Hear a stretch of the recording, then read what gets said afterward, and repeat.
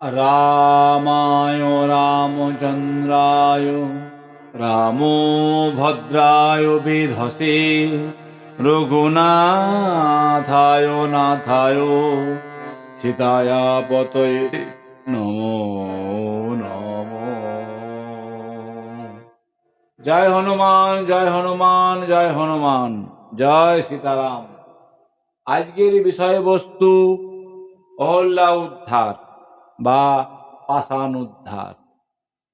ত্রেতা যুগের অভিনয়, যে সময় রামচন্দ্র এবং রামানুজ লক্ষণ গুরুদেব বিশ্বামিত্র মুনির সাথে যাচ্ছেন। কোথায় যাচ্ছেন? গৌতমের তপবনে। চলিলেন রামচন্দ্র বিশ্বামিত্র সনে,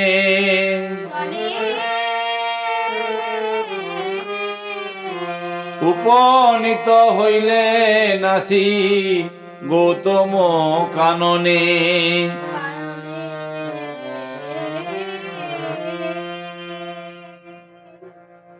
রাম এবং রামানুজ লক্ষণ গুরুদেব বিশ্বামিত্র মুনির সাথে পথ পরিভ্রমণে এলেন গৌতম কাননে। গৌতম কাননে এসে রামচন্দ্র হঠাৎ গুরুদেব বিশ্বামিত্র মুনিকে বললেন, গুরুদেব, হ্যাঁ রাম, কি হয়েছে? এই পথ পরিশ্রমে আমি বড় ক্লান্ত। প্রখর সূর্যের তাপ আমি আর সহ্য করতে পারছি না। রাজার ছেলে, পায়ে হেঁটে এতটা পথ আমি অতিক্রম করিনি। পথ পরিশ্রমে বড় ক্লান্ত হয়ে পড়েছি। তাই আপনি যদি আমাকে একটু আদেশ করেন, তাহলে আমি এই যে শিমুল গাছ রয়েছে, শিমুল গাছের তলায় একটু বিশ্রাম করতাম। কেমন সুন্দর ছায়াটি পড়েছে, তার নিচে একটি পাষাণ রয়েছে, এই পাষাণ পরে একটু পদার্পণ করতাম, তারপর না হয় আপনার সঙ্গে যেতাম। তখন গুরুদেব বিশ্বামিত্র মুনি বললেন, রাম, ঠিক আছে, ক্লান্ত হয়ে পড়েছে যখন, তখন এক কাজ করো, ওই শিমুল গাছের তলায় ছায়া এবং পাষাণটি রয়েছে, সেখানে তুমি পদার্পণ করো, কিছুক্ষণ বিশ্রাম করো, তারপর আবার আমরা যাব। কিন্তু বেশি বিলম্ব করবে না, কিছুক্ষণের জন্য বিশ্রাম করবে। আমরা যাব অনেক দূরের পথে, মিথিলা নগরে। যাও, বিশ্রাম নিয়ে নাও কিছুক্ষণের জন্য। এবার রামচন্দ্র গুরুদেবের আদেশ মাথায় নিয়ে পাটি পাটি করে এর পদদিতে যাবেন বা বিশ্রাম করতে যাবেন, আবার পিছিয়ে পড়লেন। হঠাৎ পিছিয়ে পড়লেন। তখন গুরুদেব বিশ্বামিত্র মুনি বললেন, রাম, তুমি পাষাণে পদার্পণ করতে গেলে, বিশ্রাম নিতে গেলে, আবার পিছিয়ে পড়লে কেন? গুরুদেব, আমি যখন আপনার সঙ্গে আসি, তখন আমি আমার মা বাবাকে প্রণাম করে এসেছিলাম। দেখুন, ভগবান হয়েও পিতা মাতাকে প্রণাম করে কেন? আমাদের মতো জীবকে শিক্ষা দেবার জন্য। তিনি আচরণ করে দেখিয়ে দিয়েছেন। কারণ আপনি আচরি ধর্ম জগতে শেখান, এই তো সিদ্ধান্ত গীতা ভাগবতে গান। রামচন্দ্র আমাদের মতো জীবকে শিক্ষা দেবার জন্য তিনি প্রতিটি কর্ম নিজে করে দেখিয়ে দিয়ে গেছেন। গুরুদেব, আমি যখন আপনার সঙ্গে আসি, তখন আমি মা বাবাকে প্রণাম করে এসেছিলাম। তখন আমার মা আমার করে ধরে বিনয় করে বলেছিল যে, রাম, তুমি মুনির সঙ্গে যাচ্ছ, যাও, কোনো ক্ষতি নেই, কিন্তু কোথাও তুমি পাষাণে পদ দেবে না। দেখবেন, বাস্তবে দেখবেন, যখন আমরা মা বাবাকে প্রণাম করে যাই, তখন মা কি বলে দেন? ভালোভাবে যাবি, ভালোভাবে বাসে উঠবি, ভালোভাবে বাস থেকে নামবি, দেখে শুনে হাঁটবি, এগুলো কেন বলে দেন? ছেলে কি জানে না যে ভালোভাবে যেতে হবে, হাঁটতে হবে, ঘুরতে হবে, দেখতে হবে, দেখে শুনে বাসে চাপতে হবে? সবই জানে, কিন্তু মা বলে দেন কেন? না, মা বাবা সবসময় সন্তানের মঙ্গল চান, তাই বলে দেন ভালোভাবে যাবি, দেখে শুনে যাবি। মা বাবা সতর্ক করে দেন, সাবধান করে দেন। তেমনি রামকেও তার মা মানে কৌশল্যা দেবী বলেছিলেন যে, রাম, তুমি মুনির সঙ্গে যাচ্ছ, যাও, কিন্তু শোনো, কোথাও পাষাণে পদ দিও না রে,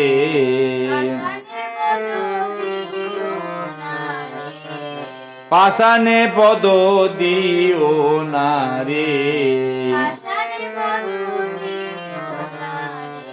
পাষাণ রে তোর প্রধান গুরু, পাষাণ রে তোর প্রধান গুরু, পাষাণে পদ দিও না রে। আমার মা আমার করে ধরে বিনয় করে নিষেধ করে দিয়েছে যে কোথাও পাষাণে পদ দেবে না, তাই গুরুদেব আমার পাষাণে পদ দিতে পারলাম না। তখন বিশ্বামিত্র মুনি বললেন, তুমি জিজ্ঞাসা করনি কেন পদ দেব না জননী? জিজ্ঞাসা করেছিলাম, বলেছিল অনেক পাষাণী পুঁজি পেয়েছি তোরে। তখন আমার মা আমাকে বলেছিল, রাম অনেক পাষাণী পুঁজি পেয়েছি তোরে, পাষাণে পদ দিও না রে। রামচন্দ্রকে মা বলেছিলেন কৌশল্যা দেবী, রাম তোমার ধনে যখন আমি পুত্র কোলে পাইনি, তখন আমি অনেক পাষাণীর পুজো করেছি, তারপর আমি তোমার ধনে লাভ করেছি বাবা, তাই কোথাও পাষাণে পদ দেবে না। দেখবেন আমাদের মায়েদের যদি কোনো সন্তান সন্ততি না হয়ে থাকে, সেই মাকে যা বলবেন দেখবেন তাই করে থাকে, পাষাণে যে কর্ম করতে বলে সেটাই করে থাকে। তদ্রূপ রামকে কোলে পাবার জন্য কৌশল্যা মা অনেক পাষাণীর পুজো করেছিলেন। তাই রামচন্দ্রকে সাবধান করে দিলেন যে রাম, পাষাণ হচ্ছে তোমার গুরু, আমি যেহেতু পুজো করেছি, আমি পাষাণের পুজো করে তোমাকে কোলে পেয়েছি, তাই মুনির সঙ্গে যাচ্ছ যাও, কিন্তু কোথাও তুমি পাষাণে পদ দেবে না। তাই গুরুদেব আমার পাষাণে পদ দেওয়া হলো না। তখন বিশ্বামিত্র মুনি বললেন, রাম তোমার মা যে পাষাণীর পুজো করে তোমাকে কোলে পেয়েছে, এই পাষাণটা সেই পাষাণ নয়। তাহলে গুরুদেব এটা কোন পাষাণ?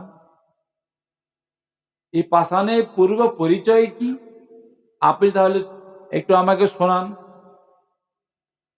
দেখুন ভক্তমন্ডলী, ভক্তিমতী মায়েরা, রামচন্দ্র কি জানেন না যে এটা কোন পাষাণ? তিনি অন্তর্যামী, তাহলে তিনি জিজ্ঞাসা করছেন কেন? না আমাদের মতো জীবকে শিক্ষা দেবার জন্য, আমাদের মতো মূঢ় সন্তানদের শিক্ষা দেবার জন্য, যে কোনো কিছু সৎ শিক্ষা, সৎ উপদেশ, সৎ জ্ঞান নিতে গেলে গুরুদেবের কাছ থেকে নিতে হয়। তাতে করে গুরুদেব সম্মানকে বাড়ানো হয়, গুরুদেবকে সম্মান করতে হয়।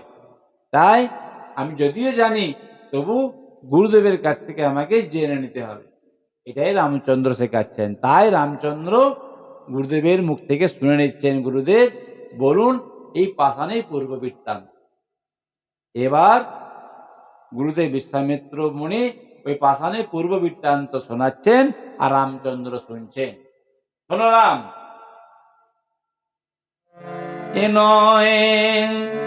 এনয় পাষাণী বটে গৌতম গৃহিণী, অহল্যা নামেতে এ ব্রাহ্মণী,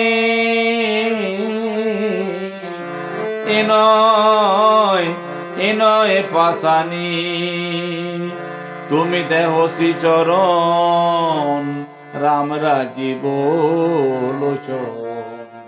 এ পাষাণ মানবী হবে এখনি,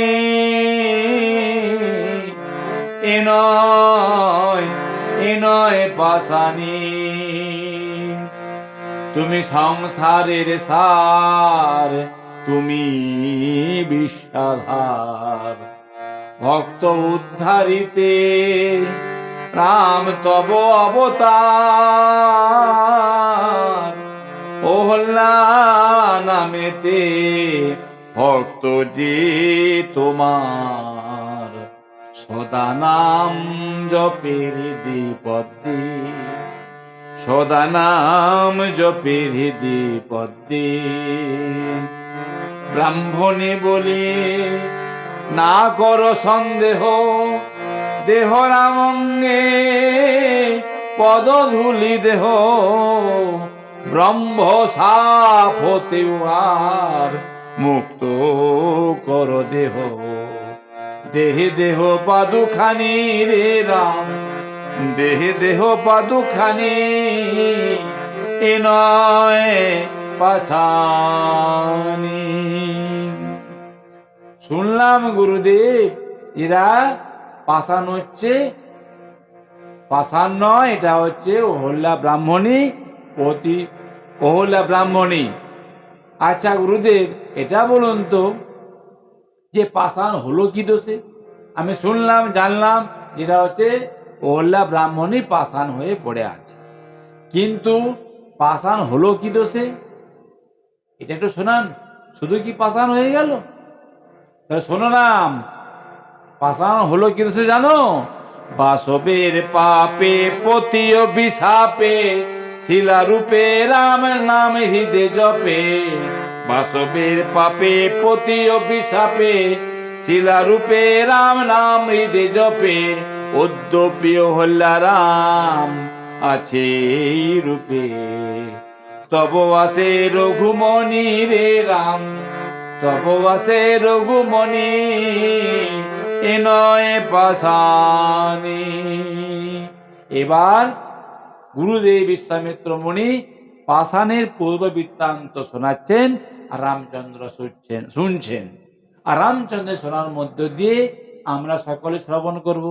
যারা আমার বন্ধু বান্ধব আছেন, যারা আমার এই চ্যানেলটিকে সাবস্ক্রাইব করে রেখেছেন, তারা শুনবেন পরবর্তী কিভাবে অহল্যা পাষাণ হয়েছিল সেটা শুনবেন। তা শোনার জন্য আমার এই চ্যানেলটিকে লাইক, কমেন্ট